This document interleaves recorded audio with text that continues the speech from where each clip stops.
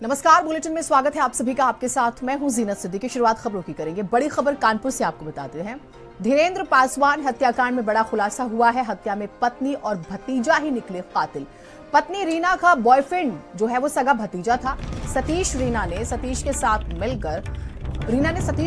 मिलकर धीरेन्द्र को मारा, यानी कि अपने पति को मिलकर मारा भतीजे के साथ। कीर्ति, रविंद्र, राजू यादव को पुलिस ने जेल भेज दिया। हत्याकांड की जांच हुई तो चौंकाने वाले खुलासे हुए। रीना सतीश में अवैध संबंध का शक धीरेन्द्र को पहले से था और जानकारी के मुताबिक वो घर में सीसीटीवी लगवाना चाहता था। इससे पहले कि वो सीसीटीवी लगवाता, पत्नी ने बॉयफ्रेंड के साथ मिलकर अपने पति को बेरहमी से मार डाला। और जब इन्वेस्टिगेशन हुई तो ये कॉल रिकॉर्ड जब निकाली गई तो डिटेल सामने आई कि एक दिन में 50 से ज्यादा कॉल्स थी रीना और सतीश के बीच में। अब दोनों जेल में हैं। और शुरू में कहा गया, देखिए, क्योंकि कुछ जाति विशेष का जिक्र हो रहा था तो भीम आर्मी वाले भी पहुंच गए थे, लेकिन बाद में जब जांच हुई तो तस्वीर कुछ और नजर आई।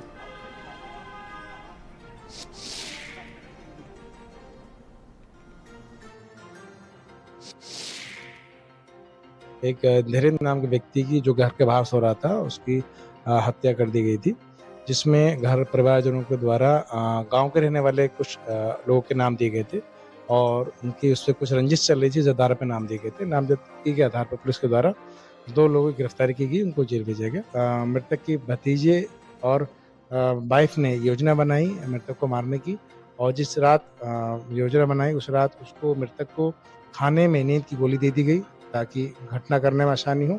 उसके पश्चात लगभग रात में 10 से 10:30 बजे के बीच में मृतक की पत्नी ने जो वहाँ चौखट लकड़ी की रखी थी उससे उसके सर पे वार किया कई बार, जिससे वो मृत्यु कारित हो गया। और उसके पश्चात पुलिस ने आगे की इन्वेस्टिगेशन की और इन दोनों का चालान किया, दोनों को जेल दिया गया। बस जैसे का चादर जगाने के लिए कोनो के बच्चे इसी हालत में हमको मिले।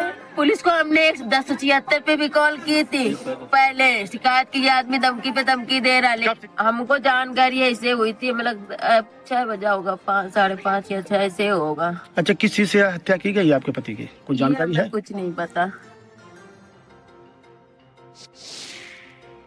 कानपुर में एक बेहद चौंकाने वाला मामला सामने आया है। पुलिस की एक बड़ी चूक और लापरवाही सामने आई है, जिसमें पुलिस ने हत्या के आरोप में 3 निर्दोष लोगों को जेल भेज दिया। लेकिन जब आगे की जांच हुई तो पत्नी और उसका प्रेमी युवक का हत्यारा निकला। इसके बाद पुलिस ने पत्नी और उसके प्रेमी को जेल भेज दिया है और उन 3 निर्दोष लोगों की रिहाई के लिए कार्रवाई कर रही है। कैमरा पर्सन आकाश के साथ दीपक मिश्रा, भारत समाचार, कानपुर।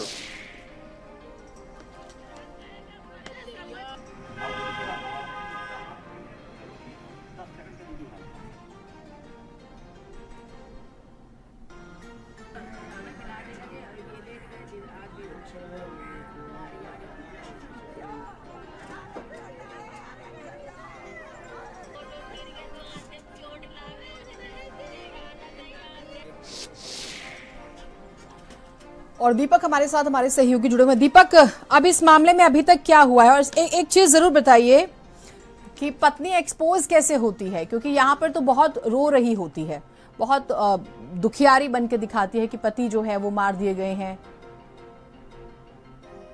जीनत, देखिए बताऊं, जिस दिन जो है युवक की हत्या हुई थी उसके बाद से ही उसकी पत्नी लगातार जो है अपने मगरमच्छी आंसू बहाती रही और पुलिस को लगातार गुमराह करती रही। अंततः जो है उसने गांव के ही कुछ लोगों से जिनसे रंजिश और मनमुटाव चल रहा था उन पर आरोप प्रत्यारोप लगाए और उन पर आरोप प्रत्यारोप लगाते हुए खुद को बचाने का भरसक प्रयास करती रही। लेकिन जब दबाव ज्यादा पड़ा तो पुलिस ने जो है गांव के ही जो आरोपित 3 थे उनको जो है गिरफ्तार करके जेल भेज दिया। लेकिन पुलिस का मैं ये पाजिटिव पक्ष कहूंगा कि उसने अपनी जांच बंद नहीं की, जांच को जो है आगे जारी रखा। और जो आगे जांच हुई तब ये निकल करके सामने आया कि जो पत्नी थी उसने ही अपने भतीजे प्रेमी के साथ मिलकर के जो है उस युवक की हत्या की थी और उसके बाद पुलिस को गुमराह करने के लिए पूरी साजिश रची थी, आंसू बहाए गांव वालों के सामने, तमाम आरोप लगाए।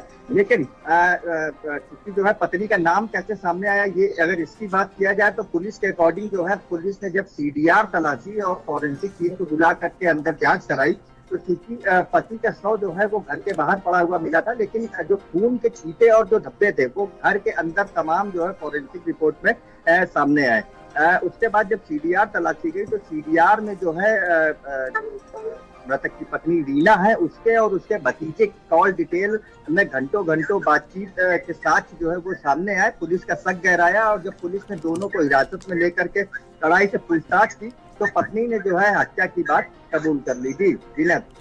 एक चीज जरूर स्पष्ट कीजिएगा कि ये जो भतीजा था वो महिला का भतीजा था या फिर महिला के पति का भतीजा था?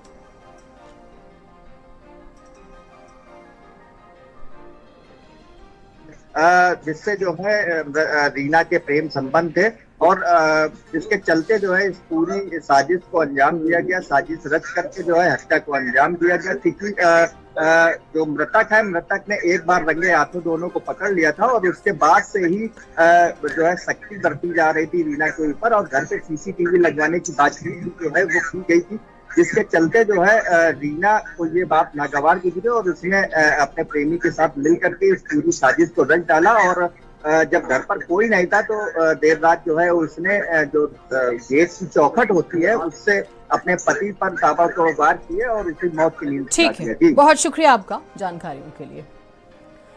अब सोचिए रिश्ते कितने घिनौने होते जा रहे हैं, किस तरह की वासना समाज में भर गई है। आगे बढ़ते हैं। 100 हत्याओं का आरोपी डॉक्टर डेथ गिरफ्तार हो चुका है। राजस्थान के दौसा के पास आश्रम से इसे अरेस्ट किया गया। देवेंद्र शर्मा इसका नाम था। डॉक्टर डेथ के नाम से ये कुख्यात था। किडनी रैकेट चलाता था, ऐसे आरोप है। 100 हत्याओं का आरोपी है ये। 2023 में पैरोल पर तिहाड़ जेल से बाहर आया था। दौसा के आश्रम में साधु बनकर छिपा हुआ था। ये डॉक्टर डेथ अवैध किडनी ट्रांसप्लांट रैकेट भी चलाता था। 7 मामलों में उम्र कैद, 1 में फांसी की सजा मिली। 125 से ज्यादा अवैध किडनी ट्रांसप्लांट करा चुका है। हत्या कर लाश नहर में फेंक देता था। लोगों को मारकर लाश मगरमच्छ को खिलाया करता था। छर्रा इलाके के पुरैनी का रहने वाला है ये डॉक्टर डेथ।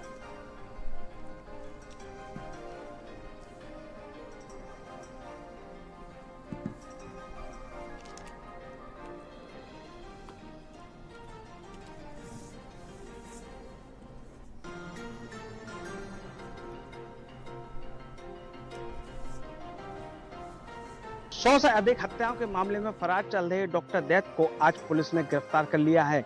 आपको बताते हैं डॉक्टर डेथ लोगों की किडनी ट्रांसप्लांट के नाम पर हत्या कर देता था और उनके शव को कासगंज की हजारा नहर में फेंक देता था, जिसके बाद से उन शवों को नहर में रह रहे मगरमच्छ खा लेते थे और उन शवों की कोई शिनाख्त नहीं हो पाती थी।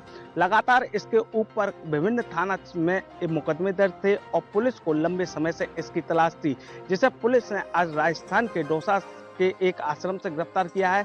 यहाँ बताया जा रहा है ये डॉक्टर डेथ एक साधु बनकर इस आश्रम में रह रहा था। फिलहाल अब देखने वाली बात होगी कि इस डॉक्टर पर अब और क्या कार्रवाई होती है। अक्षय पालीवाल, भारत समाचार, कासगंज। एक रैकेट चलाया था जिसके बारे में आपको जानना जरूरी है।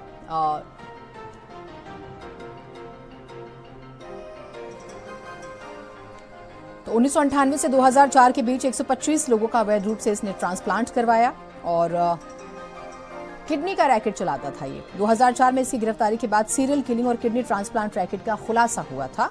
देवेंद्र के खिलाफ 21 हत्याओं के मामले में आरोप पत्र भी दाखिल हो चुके हैं। ये बहुत महत्वपूर्ण जानकारी। दिल्ली के 7 मामलों में उसे उम्र कैद और गुरुग्राम के एक मामले में फांसी की सजा भी सुनाई गई थी। 9 जून 2023 को वो 2 महीने के लिए पैरोल पर बाहर आया। इसके बाद उसने सरेंडर ही नहीं किया था। अपराध शाखा की टीम ने उसे दौसा से गिरफ्तार किया और करीब 1 दशक से उसने राजस्थान में अपना खुद का अस्पताल खोल रखा था। बहुत बेसिक सा एक सवाल होता है कि क्या बिना साठ गांठ के इस तरह का अवैध किडनी ट्रांसप्लांट का कारोबार संभव है? किन लोगों का संरक्षण था इसे? ये सवाल है। एक बड़ी खबर दिल्ली से आपको बताते हैं। एशियाई देशों के लिए सर्वदलीय सांसद दल रवाना हो चुका है। यूएई के लिए संसदीय दल रवाना हुआ है। पाकिस्तान को बेनकाब करने वाले डेलीगेशन की बात हम कर रहे हैं। केंद्र सरकार ने 7 संसदीय दल बनाए हैं। अलग अलग देशों का यह डेलीगेशन दौरा करेगा। जो पहला दल है उसका नेतृत्व जेडीयू सांसद संजय झा जो है वो कर रहे हैं। उनके नेतृत्व में पहला दल जो है वो रवाना होगा। Japan, Korea, Malaysia, Indonesia, Singapore जाएंगे। संसदीय दल में अपराजिता सारंगी, ब्रजलाल शामिल, ये बड़े नेता हैं। अभिषेक बनर्जी, जॉन बिट्रास, प्रदान बरुआ शामिल, हेमांग जोशी, सलमान खुर्शीद संसदीय दल में शामिल। बहुत बेसिक सी बात आपको बताते हैं, वो ये है कि ऑपरेशन सिंदूर के बारे में, दूसरा पाकिस्तान को बेनकाब करने के लिए केंद्र सरकार का ये बड़ा फैसला है। उसने 7 डेलीगेशन बनाए हैं, 51 नेता हैं, 85 राजदूत, ये 32 देशों का दौरा करेंगे। 7 डेलीगेशन जिनकी हम बात करें। स्वाति हमारे साथ जुड़ी हुई हैं। स्वाति, 2 बड़े संदेश जा रहे हैं इस बड़े फैसले से। पहला तो ये कि पूरा भारत देश, आम जनता, सरकार, सत्ता पक्ष, विपक्ष एक साथ हैं। दूसरा, पाकिस्तान को दुनिया में बेनकाब करना है कि ये आतंकवाद को पालता पोसता है।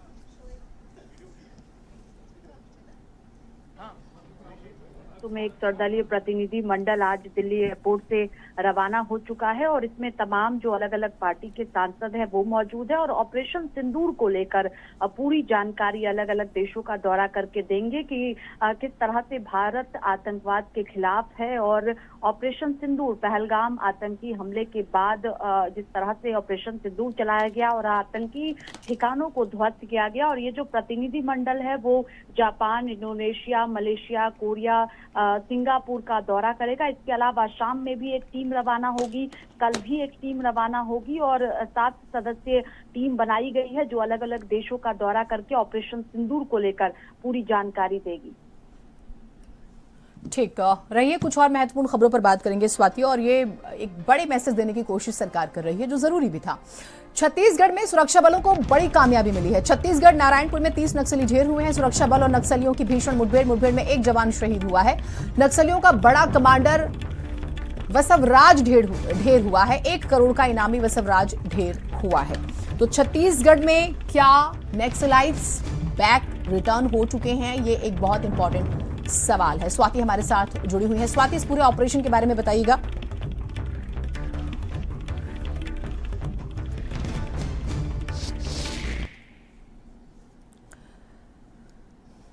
स्वाति, मेरी आवाज सुन पा रही हैं आप? बात करने की कोशिश करेंगे तो कुछ डिटेल आपको बता देते हैं इसके बारे में। छत्तीसगढ़ के नारायणपुर में डीआरजी जवानों ने नक्सलियों के खिलाफ बड़ी कार्रवाई की है। अभी तक जो जानकारी मिल रही है उसके मुताबिक अबूझमाड़ में सुरक्षा बल जवानों ने नक्सलियों के बड़े कमांडर को घेरा, मारे जाने की खबर है। इस कार्रवाई के दौरान 20 से ज्यादा नक्सलियों को ढेर किया गया। अभी एनकाउंटर जारी है, ऐसी भी खबरें आ रही हैं। आगे बढ़ेंगे खबरों में। सहारनपुर से एक बड़ी खबर आपको बताते हैं।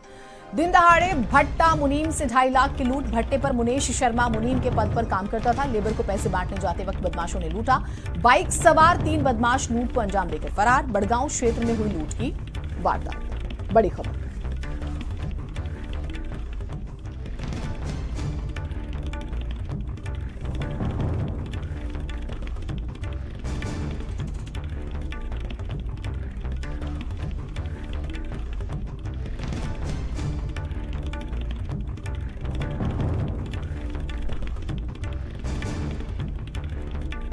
तो ये बड़ी खबर आ रही है, वो आपको बता रहे हैं। लेबर को पैसे बांटने जाते वक्त बदमाशों ने लूट लिया है। तो क्या किसी ने रेकी की थी?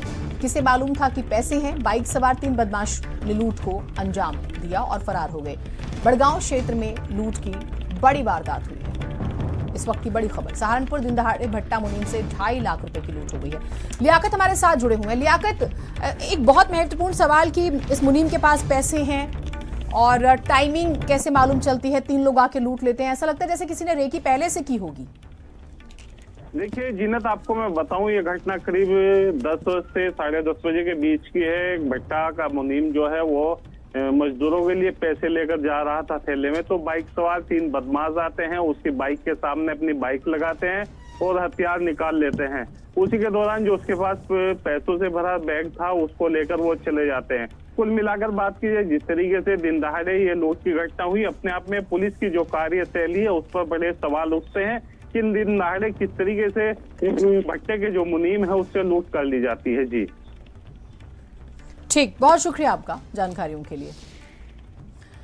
तो कुल मिला के एक मुनीम से 2.5 लाख रुपए लूटे गए हैं। कहा जा रहा है कि ये लेबर को पैसे बांटने के लिए जा रहा था। पुलिस जांच में जुटी हुई है। बड़ी खबर बलरामपुर से आपको बताते हैं। लोन में गबन करने में शामिल अभियुक्त गिरफ्तार। सीएम उद्यम ऋण योजना के लोन में धोखाधड़ी हुई है। 5 लोग पहले ही गिरफ्तार कर भेजे गए हैं जेल। बैंक मैनेजर ने सहयोगियों के संग मिलकर किया बंदरबाट। थाना रेहरा क्षेत्र के ग्राम जुवारा का मामला बताया जा रहा है।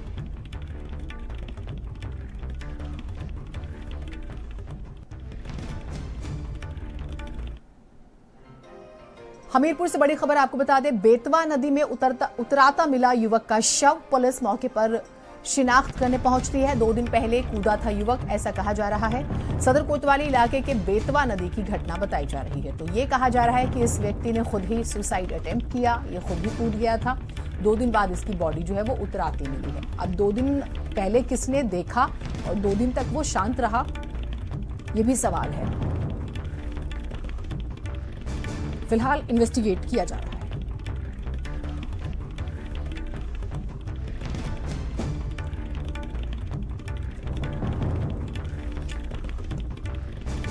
तो 2 दिन पहले ये युवक कूदा था, सदर कोतवाल ये बात कह रही है। लेकिन किस आधार पर ये एक प्रश्न रहेगा।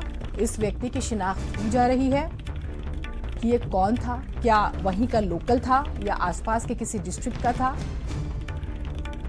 असद हमारे साथ हमारे सहयोगी जुड़े हुए हैं। असद, क्या जानकारी मिल रही है इस व्यक्ति के बारे में? यह बता दें, सदर कोतवाली इलाके का मामला है, जहां पर बेतवा नदी निकली हुई है। वहीं पर ये तैरता उतराता हुआ शव मिला है। और जैसे ही स्थानीय लोगों को देखा शव है तो पुलिस को सूचना दी है। पुलिस मौके पर है और जो पुलिस के अधिकारी हैं वो ये बता रहे हैं लगभग 2 या 3 दिन पूर्व एक युवक नदी में कूदा था, हो सकता है उसका शव हो। तो आसपास के थाने उनको शव की शनाख्त के लिए सूचना दे दी गई है। जी, बहुत शुक्रिया आपका जानकारियों के लिए। बड़ी खबर बुलंदशहर से आपको बताते हैं। युवक की संदिग्ध परिस्थितियों में मौत हो गई है। जंगल में नलकूप पर सो रहा था युवक। सुबह परिवार को मौत की जानकारी मिलती है। परिजनों ने जो है पोस्टमार्टम कराने से इनकार कर दिया है। अहमदगढ़ थाना क्षेत्र के भटपुरा की घटना बताई जा रही है। मनोज हमारे साथ जुड़े हुए हैं। मनोज, अगर पोस्टमार्टम परिवार नहीं कराएगा तो मौत का कारण कैसे पता चलेगा? जी, बता दें मामला बुलंदशहर के अहमदगढ़ थाना क्षेत्र के भटपुरा गांव का है, जहां एक संदिग्ध परिस्थितियों में नलकूप पर एक युवक का शव मिला है। उसको लेकर के सुबह से ही जो पुलिस है वो मौके पर पहुंची है। घटना की सूचना जैसे ही मिली पुलिस तुरंत पहुंची, लेकिन परिजन पोस्टमार्टम कराने से इनकार कर रहे हैं। कहीं न कहीं जो मामला है संदिग्ध पाया जा रहा है। जो परिजनों ने आला अधिकारियों से गुहार लगाई है कि हम पोस्टमार्टम नहीं कराना चाहते, उसी को लेकर के अभी तक ना पोस्टमार्टम हुआ है और ना अभी तक परिजनों को शव सौंपा गया है। तो उसी को लेकर के वातावरण अभी चल रहा है। जी ठीक, बहुत शुक्रिया आपका जानकारियों के लिए। आगे बढ़ेंगे खबरों में। एक और बड़ी खबर आपको बताते हैं अमरोहा से, जहां जिला अस्पताल की इंसानियत को शर्मिंदा करने वाली तस्वीर सामने आती है। एक बुजुर्ग व्यक्ति मरीज को कंधे पर ले जाता दिखाई देता है। मरीज को स्ट्रेचर नहीं मिलता, पीठ पर लाद कर ले जाता है। अस्पताल की इस तस्वीर से स्वास्थ्य विभाग की लापरवाही साफ तौर पर उजागर होती है। जहां एक तरफ सरकार स्वास्थ्य विभाग को बढ़ावा देने के लिए नई नई योजनाएं चला रही है, स्वास्थ्य विभाग की बेहतरी को बढ़ाने के लिए या सुविधाओं को बढ़ाने के लिए योजनाएं बनाई जा रही हैं। दूसरी तरफ स्वास्थ्य विभाग के कर्मचारी सरकार को पलीता लगाते हुए नजर आ रहे हैं।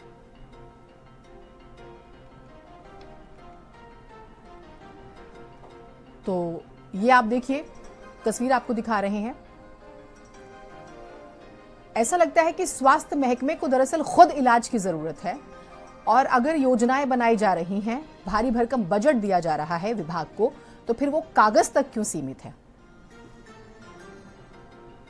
खबर मथुरा से है। ईडब्ल्यूएस प्रमाण पत्र जारी करने में बड़ा फर्जीवाड़ा। मोटी रकम लेकर जारी किए गए प्रमाण पत्र, तहसीलदार के फर्जी हस्ताक्षर से बनाए प्रमाण पत्र। लिपिक, शाजिया और 2 प्राइवेट कर्मचारी पर शक। खुलासा होने पर तहसील कर्मचारियों में हड़कंप है। आधा दर्जन फर्जी ईडब्ल्यूएस प्रमाण पत्र तहसील में बरामद हुए।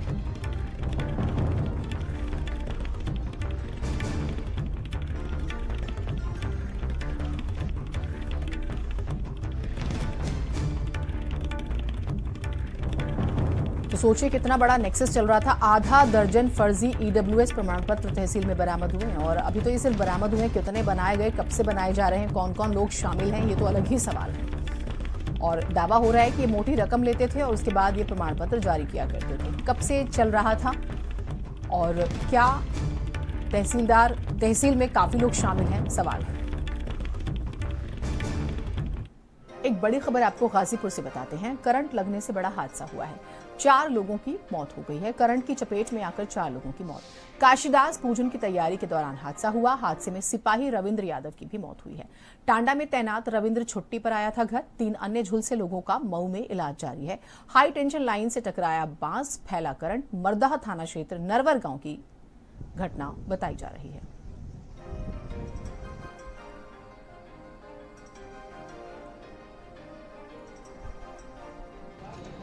पूरी घटना मरदा थाना क्षेत्र के गाजीपुर के एक गांव नरवर की है, जहां पर अचानक हाई टेंशन तार की चपेट में आने से 4 लोगों की मौत हो जाती है। हालांकि ये जो वाकया है वो गांव में काशीदास बाबा की पूजा होनी थी। एक रविंद्र यादव सिपाही हैं जो टांडा में तैनात थे। वो छुट्टी पर अपने घर आते हैं और पूजा में सम्मिलित होने के लिए आते हैं। और आज सुबह जब पूजा की तैयारियां काफी दिनों से चल रही थी, लेकिन आज सुबह पूजा होनी थी और पूजा के दौरान जो काफी बड़ी पूजा थी, तो गांव और अगल बगल के जो लोग थे उसमें भरपूर सहयोग और सम्मिलित होने आए थे। लेकिन अचानक जो एक बांस था वो लगाया जा रहा था और वो बांस अचानक हाई टेंशन तार की चपेट में आ जाता है, जिससे मौके पर ही लगभग आधा दर्जन से अधिक लोग झुलस जाते हैं और उनको आनन फानन में अस्पताल जो मऊ का है वहां ले आया जाता है इलाज के लिए, जहां पर इलाज के दौरान 4 लोगों की मौत हो जाती है। हालांकि जो 3 लोग हैं वो अभी भी घायल हैं, गंभीर रूप से झुलसे हुए उनका इलाज चल रहा है। चश्मदीद गवाह है जिसने देखा है कि लोग कैसे उस हाई टेंशन तार की चपेट में आए, उनसे हम बात करेंगे। पूजा के लिए हम लोग तैयारी 4-5 दिन से कर रहे थे, तैयारी चल रही थी। आज के दिन में पूजा था। सुबह में झंडा जो लगाया जाता है, झंडा लगाने के लिए 8 लोग मिलकर 10 लोग ऐसे सोचे कि लगाते हैं, गड्ढा में डाल रहे हैं और ऊपर हाई टेंशन का तार था 1,35,000 या जो भी है, तो झंडा उधर अपनी तरफ कुछ खींच लिया, वो लाइट हाई टेंशन तार खींच लिया, लुढ़का जैसे खींच लिया। तुरंत वहीं ऑन द स्पॉट लड़के जितने थे झुलस गए। हम लोग लेके आनंद हॉस्पिटल आए, जिसमें 4 लोग की मौत हो गई। हर समाचार नॉर्थन शर्मा मऊ। एक बड़ी खबर आपको मुजफ्फरनगर से भी बताते हैं।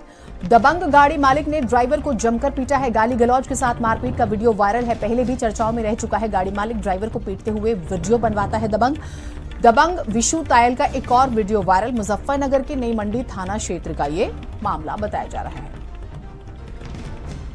तो सोचिए किस तरह का ये आचरण है। साइकोलॉजिकली डिस्टर्ब है क्या ये व्यक्ति? सचिन हमारे साथ जुड़े हुए हैं, हमारे सहयोगी। सचिन, डिटेल बताइए जरा इस व्यक्ति के बारे में। देखिए, मामला नई मंडी थाना क्षेत्र का है, जहां विशु तायल नाम का ये चर्चित एक गाड़ी मालिक है, जिसका पूर्व में भी एक अपने ड्राइवर को पीटने का वीडियो वायरल हुआ था। हालांकि इसमें पुलिस ने कोई कार्रवाई नहीं की थी और बता दिया था कि इन दोनों का समझौता हो गया है। लेकिन अब एक और वीडियो वायरल किया है। जो विशु तायल है वो खुद अपने गाड़ी ड्राइवर को डंडे से पीटता हुआ दिखाई दे रहा है और गालियां देता दिखाई दे रहा है। मामला था कि एक गाड़ी से जो गाड़ी ड्राइवर है उसकी गाड़ी लग गई थी और उसके बाद जो दबंग विशु तायल है उसने अपने ड्राइवर को पीटा और उसकी वीडियो सोशल मीडिया पर वायरल कर दी। हालांकि अब ये भी एक बड़ी सवालिया निशान खड़ा होता है, क्योंकि जिस तरह से लगातार विशु तायल की 2 वीडियो मारपीट करने की वायरल हुई है और पुलिस ने अब तक इस पर कोई कार्रवाई नहीं की है, ये भी कहीं ना कहीं पुलिस पर सवालिया निशान खड़ा करती है। जी, बहुत शुक्रिया आपका जानकारियों के लिए। सहारनपुर से एक बड़ी खबर आपको बताते हैं। मिलावटी दूध बनाने वाले शातिर गिरोह का भांडाफोड़ हुआ है। पुलिस ने 5 शातिर अभियुक्तों को गिरफ्तार किया है। 2 पिकअप, 1 वैन, 2600 लीटर मिलावटी दूध बरामद हुआ है। पूछताछ में नकली दूध बनाकर बेचने की बात कबूली गई है। सहारनपुर के थाना गंगोह क्षेत्र का ये मामला बताया जा रहा है।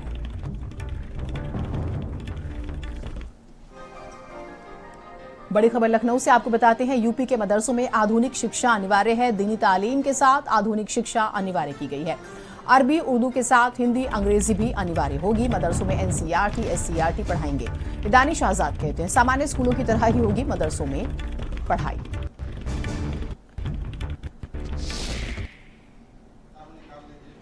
उत्तर प्रदेश सरकार में मंत्री दानिश आज़ाद अंसारी साहब हमारे साथ मौजूद हैं बातचीत के लिए। सर, मदरसों में जो शिक्षा है वो आधुनिक शिक्षा अब अनिवार्य करने की बात कही जा रही है। ये कब से अनिवार्य होगी और क्या इसका खाका तैयार किया है आप लोगों ने? देखिए, उत्तर प्रदेश की हमारी योगी सरकार ने हमेशा ईमानदारी से जो उत्तर प्रदेश का अल्पसंख्यक मुस्लिम समाज का नौजवान है उसको बेहतर शिक्षा से कनेक्ट करने के लिए काम किया है। खासतौर पर बात अगर मदरसा शिक्षा की आती है तो बहुत संजीदगी और गंभीरता से हमने मदरसा शिक्षा के विकास के लिए किया। मदरसे में पढ़ने वाला बच्चा ये कौन है? ये गरीब पिछड़े पासमानदा समाज का बच्चा है। इसको अच्छी शिक्षा का अधिकार है और मदरसों के ऊपर राजनीति नहीं होनी चाहिए।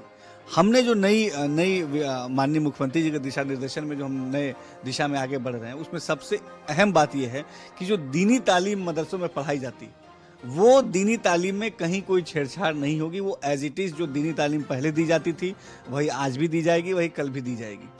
उस दीनी तालीम के साथ साथ मदरसों में आधुनिक शिक्षा भी हम इंट्रोड्यूस करने जा रहे हैं। हम NCERT और SCERT का कोर्स मदरसों में लागू करेंगे। इसके अलावा मदरसों में हम हिंदी और इंग्लिश को कंपलसरी करेंगे। साथ ही साथ मैथ, साइंस, कंप्यूटर जैसे सब्जेक्ट्स को भी हम अब मदरसों में करिकुलम में ठोस रूप से इंट्रोड्यूस करेंगे। कैमरामैन रोहित के साथ सीमा नकवी, भारत समाचार, लखनऊ। एक बड़ी खबर कन्नौज से आपको बताते हैं। इंजेक्शन से युवती की मौत का मामला, जान गंवाने वाली रुचि के घर पहुंचे मंत्री नंद गोपाल नंदी ने परिवार से बातचीत की है, शोक संवेदना व्यक्त की और हर संभव मदद का भरोसा दिया है। बेहटा स्थित मृतका के घर में करीब 1 घंटा रुके थे मंत्री।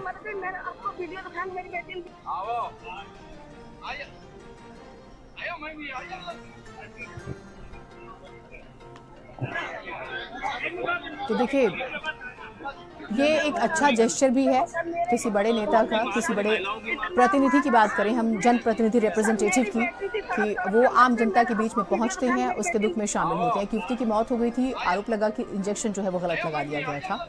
तो कन्नौज से तस्वीर आपको दिखा रहे हैं। प्रधानमंत्री जी के मार्गदर्शन में और माननीय मुख्यमंत्री जी के नेतृत्व में जो उत्तर प्रदेश में सरकार चल रही है, इसमें कोई भी आदमी जो भी कानून को हाथ में लेता है वो बख्शा नहीं जाएगा। व्यापारियों के खिलाफ कुछ FIR हुई है, FIR वापसी की भी मांग लोगों ने की है। डॉक्टर और कंपाउंडर और अस्पताल के खिलाफ भी कार्रवाई हो, उनकी गिरफ्तारी हो, इसकी भी मांग की गई है। इंस्पेक्टर के खिलाफ कार्रवाई करने की मांग की गई है। अभी मैं जिला प्रशासन से बात करूंगा और निश्चित रूप से ये सारी कार्रवाई होगी और ये परिवार के लोग आएंगे माननीय मुख्यमंत्री से इनको मिलवा करके। निश्चित रूप से इस परिवार के साथ हम हैं और इनके साथ हमारी संवेदना है और इनको न्याय मिले, इसके लिए कार्रवाई की जाए। लखनऊ से बड़ी खबर आपको बताते हैं। देर रात मुस्लिम महिला की हत्या कर फेंका गया शव, पति को पुलिस ने हिरासत में लिया, पूछताछ की है। मोहनलालगंज के मऊ हुसालखेड़ा मार्ग पर फेंका गया शव। पति को पुलिस ने हिरासत में ले लिया है। क्या पति ने ही हत्या की है और क्या बड़ा कारण था, इन्वेस्टिगेट किया जा रहा है।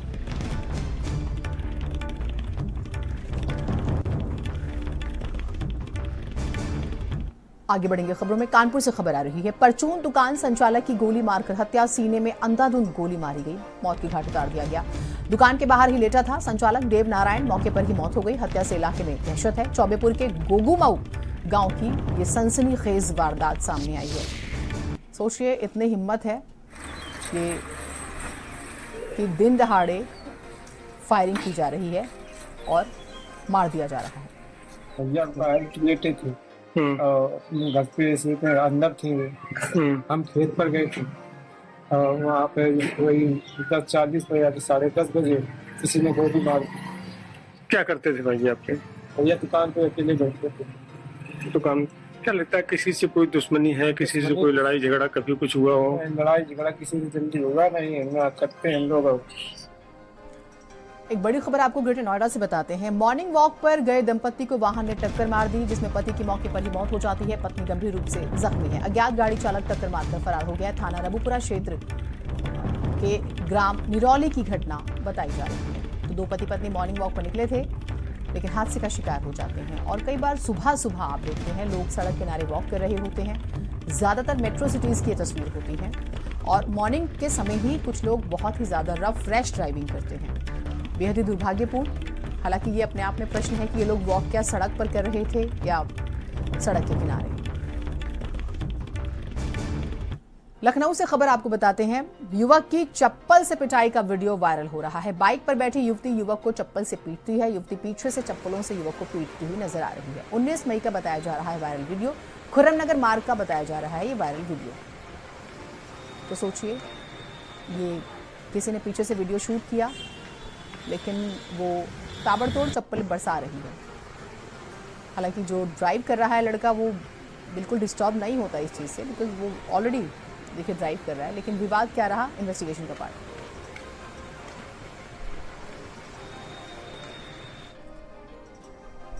नोएडा से खबर आपको बताते हैं। बेंच की मेटल शीट के छेद में फंसी बच्ची की उंगलियां, 7 साल की बच्ची की खेलते समय उंगलियां फंस जाती हैं। लोगों ने उंगलियां निकालने की कोशिश की, विफल रहे। नाकाम कोशिशों के बाद पुलिस फायर ब्रिगेड बुलाई गई और सीएफओ के नेतृत्व में टीम ने बेंच को चारों ओर से काटा। आयरन वर्क विशेषज्ञों को बुलाया गया। आधुनिक रेस्क्यू टूल से मेटल काटा गया। 6 घंटे की मशक्कत के बाद उंगलियां सुरक्षित निकाली गई। प्राथमिक उपचार के बाद बच्ची को सकुशल घर भेजा गया। सेक्टर 53 कंचनजंग मार्केट के पीछे सेंट्रल पार्क की घटना बताई जा रही है।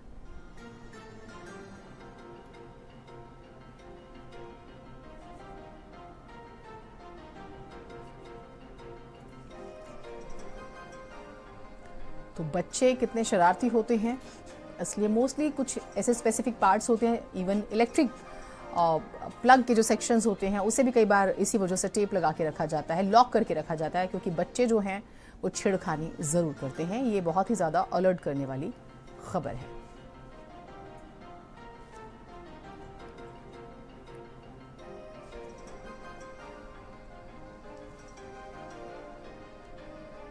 तो बच्चों से ज्यादा बड़ों को ध्यान रखने की जरूरत है, इस तरह की खबरें बताती हैं। आगे बढ़ेंगे। कानपुर से एक बड़ी खबर। एलपीजी सिलेंडर में आग लगने से हड़कंप मच गया। सिलेंडर लीकेज होने से लगी आग। मौके पर पहुंची दमकल विभाग की गाड़ी, आग पर पाया गया काबू। जनहानि की कोई खबर नहीं है। ग्वालटोली थाना क्षेत्र की घटना बताई जा रही है। बड़ी खबर इस वक्त। तो आग पर काबू पाया गया, किसी तरह की कोई जनहानि नहीं हुई है, जानी नुकसान नहीं हुआ है। ग्वालटोली थाना क्षेत्र की घटना बताई जा रही है। अमूमन इस मौसम में खास तौर से आग लगने की घटनाएं बढ़ जाती हैं, बहुत आसानी से आग पकड़ती है। और सिलेंडर लीक हो रहा था, तो ये आम लोगों के लिए भी है कि रेगुलेटर को हमेशा बंद करके रखें। मौके पर पहुंच दमकल विभाग की गाड़ी, आग पर काबू पाया गया।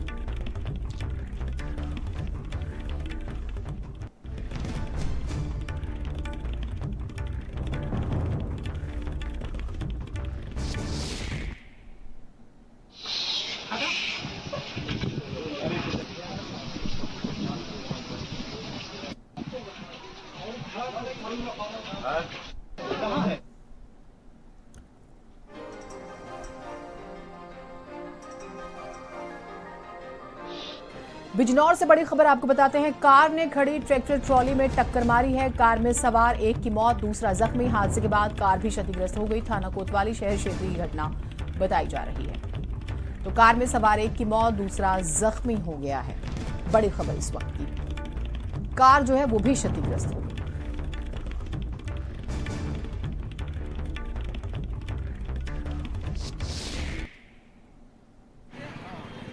रोहित हमारे साथ जुड़े हुए हैं। रोहित, डिटेल साझा कीजिएगा। तस्वीरें बता रही हैं कि हादसा बहुत जबरदस्त था। तो बता दूं, ये पूरा मामला जो है थाना कोतवाली शहर के मडावर रोड का मामला है, जहां पर एक ट्रैक्टर ट्रॉली जो है खड़ी थी, वहीं तेज रफ्तार कार ने जो है ट्रैक्टर ट्रॉली में टक्कर मार दी। टक्कर लगने से कार चालक की जहां मौत हो गई, तो दूसरा व्यक्ति जो बैठा था वो गंभीर रूप से घायल हो गया है। साथ ही साथ जो ट्रैक्टर ट्रॉली में एक बच्ची, जो मासूम बच्ची थी, करीब 4 या 5 साल की बच्ची थी, उसकी भी ट्रैक्टर ट्रॉली से गिरने के कारण मौत हो गई। जी, बहुत शुक्रिया आपका जानकारी के लिए। आगे बढ़ेंगे खबरों में। अयोध्या में राम मंदिर बनने के बाद अब रामनगरी के चारों तरफ विकास कार्य तेजी से कराए जा रहे हैं। रामनगरी के सौंदर्यीकरण के लिए अयोध्या विकास प्राधिकरण विभिन्न चौराहों पर प्रभु श्री राम से जुड़े हुए स्तंभ लगवा रहा है। अयोध्या आने वाले श्रद्धालुओं और पर्यटकों को आकर्षित करने के लिए जमथरा घाट, कनौसा, तिराहा, भरतकुंड, ओदिया के पास स्तंभ लगाए जा रहे हैं। ये स्तंभ चक्र तिलक कलश के रूप में स्थापित किए जाएंगे। यहाँ के विभिन्न जो रोटरीज हैं उनके ब्यूटिफिकेशन के लिए एक प्रोजेक्ट हम लोग ने सबमिट किया था, जिसमें कि 8 रोटरीज को हम लोग ने अभी टेकअप किया है।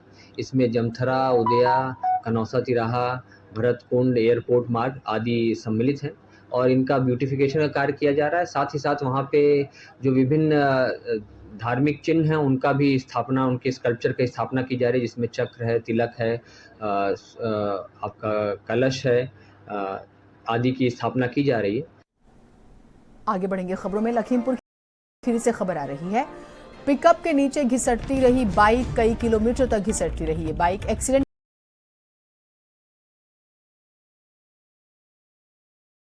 करके भाग रहा था पिकअप चालक पिकअप लेकर फरार, बाइक सवार जख्मी है। घायल को लखनऊ ट्रॉमा सेंटर में एडमिट कराया गया है। शहर के राजापुर चौराहे का वीडियो बताया जा रहा है। आप सोचिए, देखिएगा जरा, हैवी व्हीकल है जिसके नीचे बाइक आई हुई है। शुक्र यह है कि बाइक चालक जो है वो नहीं है इस पर, और बहुत मामूली सी चीज भी गाड़ी के नीचे आ जाए तो ड्राइवर को पता चल जाती है, लेकिन यहां पर ये गुंडागर्दी है। शारिक हमारे साथ, हमारे सहयोगी जुड़े हुए हैं। शारिक, इस पूरी खबर में अब क्या हुआ है? देखिए, शहर के राजापुर इलाके से ये वीडियो सामने आया है जिसमें एक बाइक पिकअप के नीचे जाती हुई दिख रही है, और ये बताया जा रहा है काफी दूर पिकअप जो है घिसटा के उसको लेकर गई। अभी जो पुलिस की जांच में सामने आया वो ये आया कि ये हिट एंड रन का केस है, और इसमें जो पिकअप है एक बाइक सवार को हिट करके फरार हो रही थी, और चूंकि बाइक उस पिकअप के नीचे आ गई थी, इसको लेकर पिकअप सवार तेजी के साथ भाग रहा था, और ये वीडियो सोशल मीडिया पे वायरल हो गया।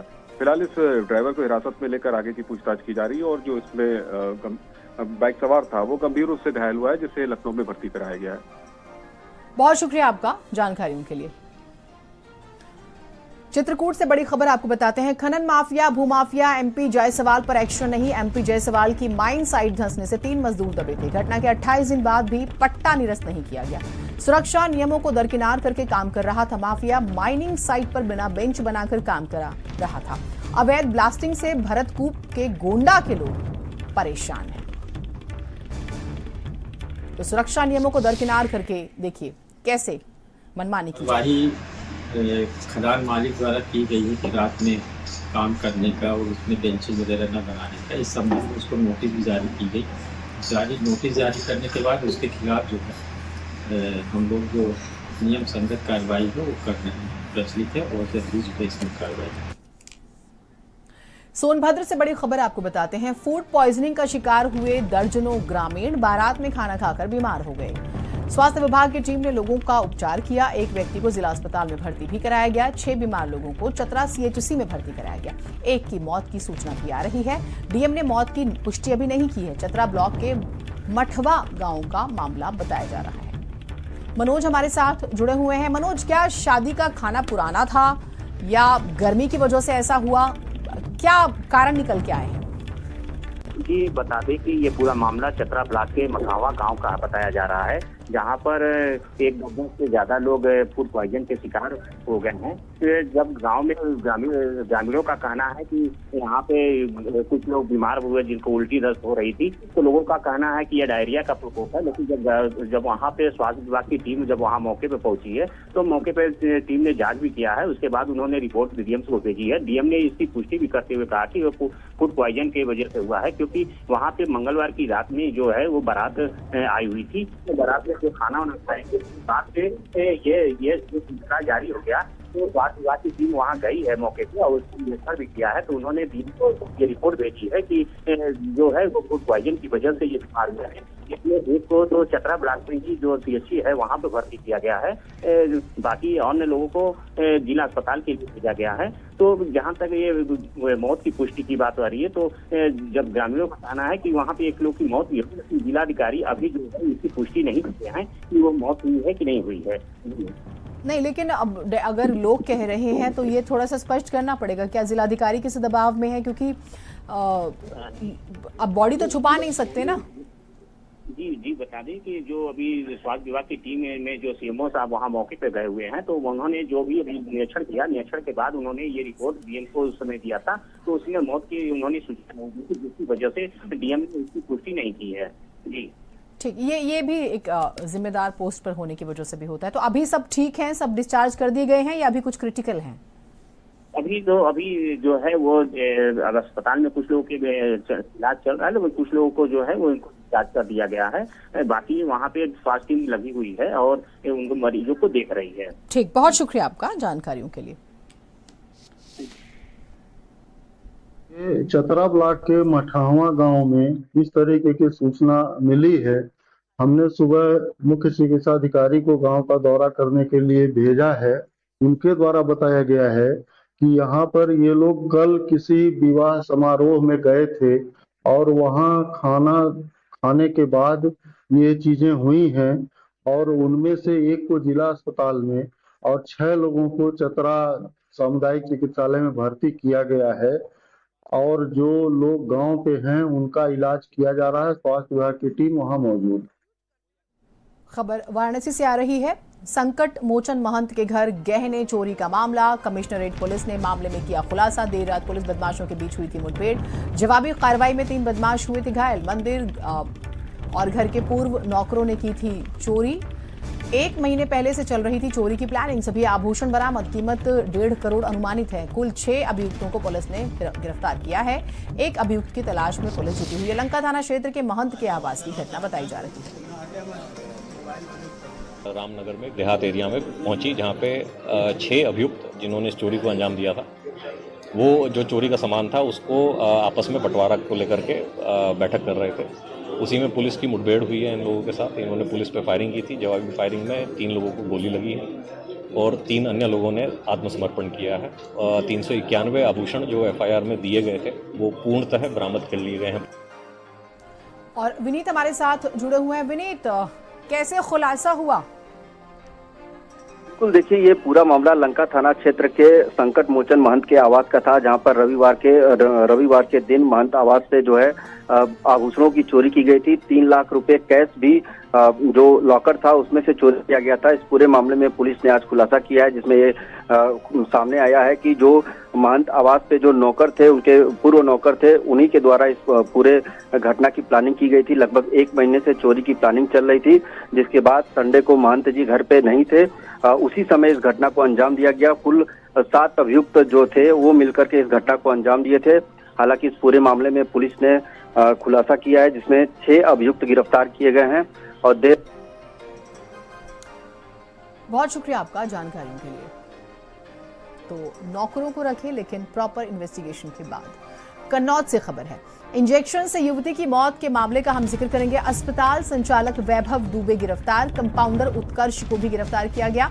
व्यापारियों ने किया था विरोध प्रदर्शन। छिबरामऊ कोतवाली प्रभारी ने अरेस्ट किया है। बड़ी खबर इस वक्त।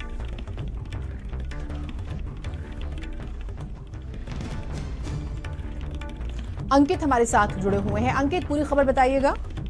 जी, आपको बता दें ये पूरा मामला, जैसा कि परिजनों का आरोप था कि जो युवती है को इंजेक्शन लगाने के बाद कुछ देर बाद उसकी मौत हो जाती है। मामला काफी उठा था, क्योंकि इसमें राजनीतिक लोगों ने भी हस्तक्षेप कर दिया था। कहीं ना कहीं समाजवादी पार्टी ने भी ट्वीट किया था, वहीं जो मौजूदा विधायक है उन्होंने भी कई ट्वीट किए थे। पूरे मामले में पुलिस के ऊपर भी आरोप लगा था कि पुलिस के द्वारा लाठीचार्ज किया गया है। इसको लेकर परिजन काफी आक्रोशित थे।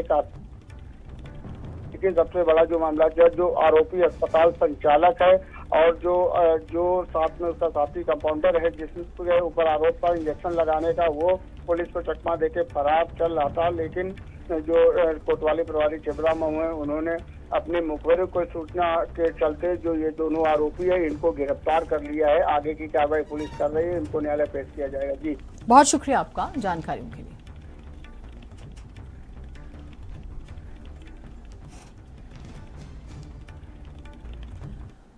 खबर संत कबीर नगर से है, जहां पर एक सरकारी डॉक्टर का अलग सा ही मामला सामने आया है। ये डॉक्टर दिन में डॉक्टर रहता है और रात को ये हसीना बन जाता है। Special report. शख्स एक, किरदार अनेक।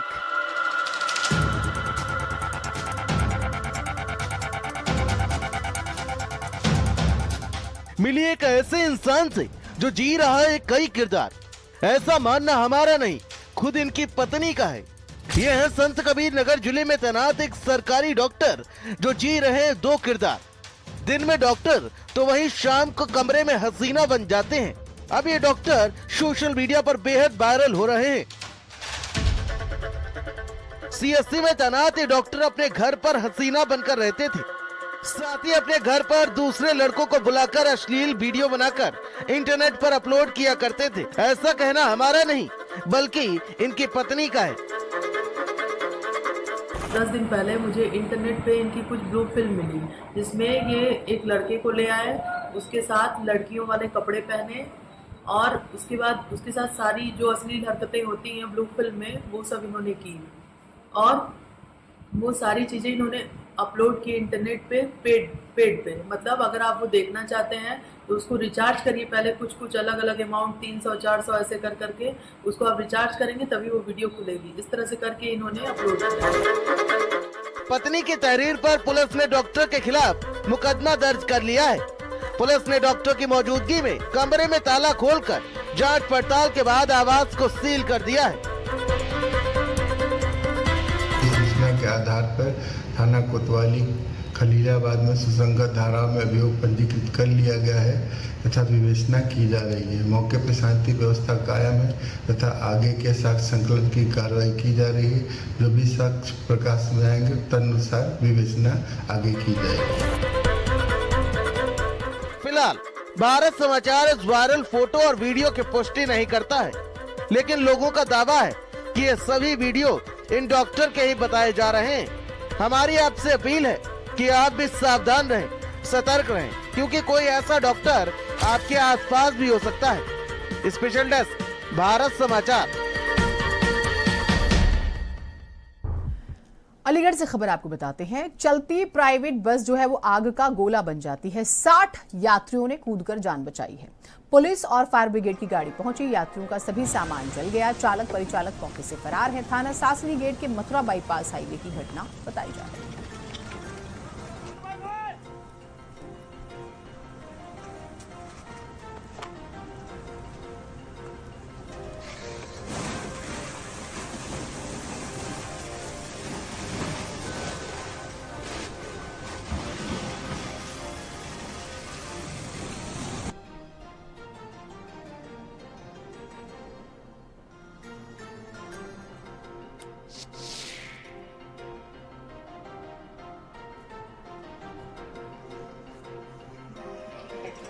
किसी कारणवश आग लग गई थी। आग पर काबू पाने के लिए फायर यूनिट द्वारा लगातार प्रयास किया जा रहा है। देखिए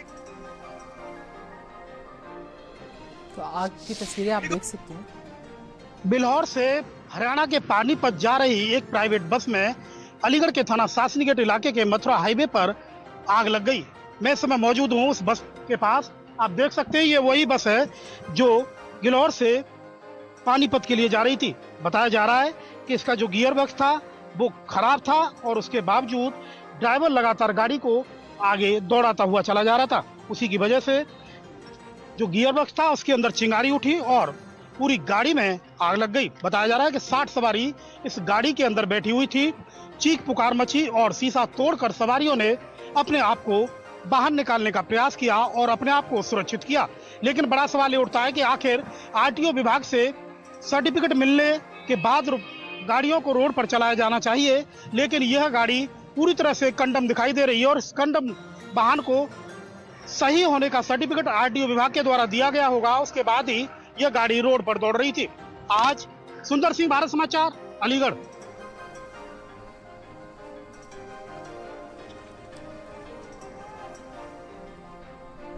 तो सोचिए, बहुत ही बेसिक रूल होता है कि कंडम गाड़ियां सड़कों पर ना हो, बकायदा गाड़ी को चेक करके ही ऑन रोड लाया जाता है, चाहे वो प्राइवेट डिपो की बस हो या फिर गवर्नमेंट। उसके बावजूद बसें आग का गोला बन रही हैं। पिछले दिनों 5 लोग जिंदा जल गए थे। उसके बाद ये देखिए किस तरह से खबर सामने आई है।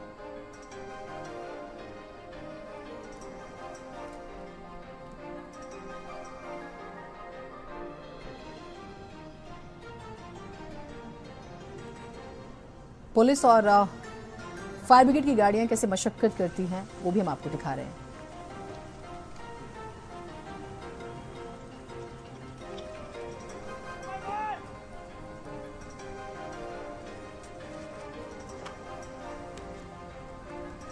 इस बस में 60 यात्री सवार थे। अच्छी बात यह है कि उनकी जान बच गई, लेकिन सामान सभी का जल गया। आप बस की हालत देख सकते हैं।